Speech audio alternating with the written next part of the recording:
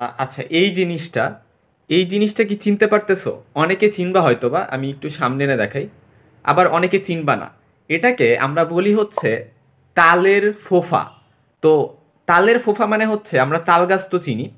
তো তাল গাছের যে আটি থাকে, এই আটিগুলা যখন অনেকদিন মাটিতে পড়ে থাকে এবং মাটিতে পড়ে থাকার কারণে সেখানে একটু মানে ভেজা ভেজা অবস্থা পায়, একটু পানি পায়, তখন সেখান থেকে হচ্ছে ওই আটি থেকে তো চারা বের হয়।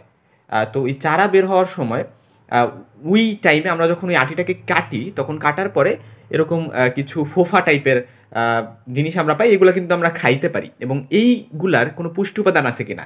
হ্যাঁ, এগুলার কিন্তু পুষ্টি উপাদান আছে। এতে প্রাকৃতিক শর্করা, ভিটামিনস, এটা খাইলে শরীর একটু ঠান্ডা ঠান্ডা থাকে, পানির চাহিদা পূরণ করে কিছুটা, শরীর থেকে আহ, বর্জ্য পদার্থ দূর করে ফেলা বা হজমে সহযোগিতা করা, এরকমও কিন্তু ফ্যাসিলিটি সেটা প্রোভাইড করতে পারে। সো আচ্ছা, এই জিনিসটা কি চিনতে পারতেছো? অনেকে চিনবা হয়তোবা, আমি একটু সামনে এনে দেখাই।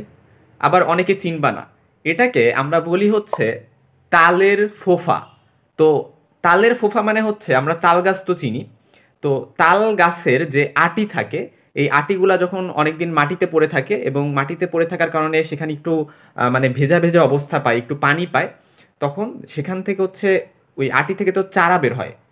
তো এই চারা বের হওয়ার সময় ওই টাইমে আমরা যখন ওই আটিটাকে কাটি, তখন কাটার পরে এরকম কিছু ফোফা টাইপের জিনিস আমরা পাই। এগুলো কিন্তু আমরা খাইতে পারি, এবং এইগুলার কোনো পুষ্টি উপাদান আছে কিনা? হ্যাঁ, এগুলার কিন্তু পুষ্টি উপাদান আছে। এতে প্রাকৃতিক শর্করা, ভিটামিনস, এটা খাইলে শরীর একটু ঠান্ডা ঠান্ডা থাকে, পানির চাহিদা পূরণ করে কিছুটা, শরীর থেকে আহ, বর্জ্য পদার্থ দূর করে ফেলা বা হজমে সহযোগিতা করা, এরকমও কিন্তু ফ্যাসিলিটি সেটা প্রোভাইড করতে পারে। সো